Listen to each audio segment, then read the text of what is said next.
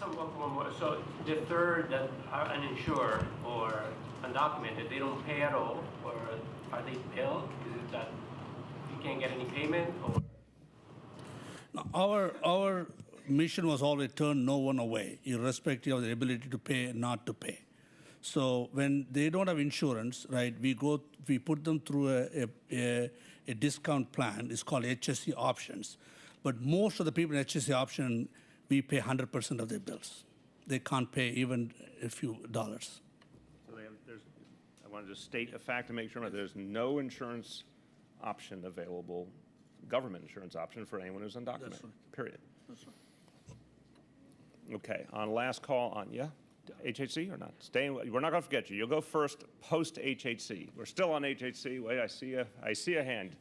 So that has the cost of serving those uninsured people been calculated, the total cost? Do we know? You mean if you pulled out the uninsured? 73,000 people that were served.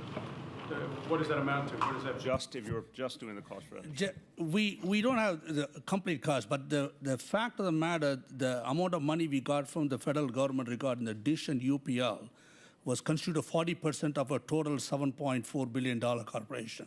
So that is, you can have it as a surrogate for what the charity care we provide. I think we need an easier answer than that. As two experts.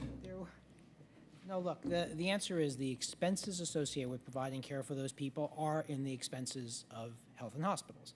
So the $7.5 billion budget, whatever their gross budget is, that includes the cost of providing services to those folks. Right, but I think I'm going to interpret for a moment. I think since it's a policy matter of our federal government does not recognize the existence of undocumented people, and we end up paying, you'd like to be able to put a box around that and say, this is how much it costs each year. Well, if a third of the patients, Thinking like you, Rich. if a third of the patients are uninsured, I would be careful about simply saying it's a third of the revenue and a third of the expenses. In other words, that 1/3 of their budget. I'd be a little careful because we get some money for them, but it's a very substantial share of that $7.5 billion is associated with providing care to the uninsured. So over $2 billion, for example? Yeah, $2 billion, Probably. definitely. Yeah. More than $2 billion. Okay, so over $2 billion is your first working number. If you report over $2 billion, you will be accurate.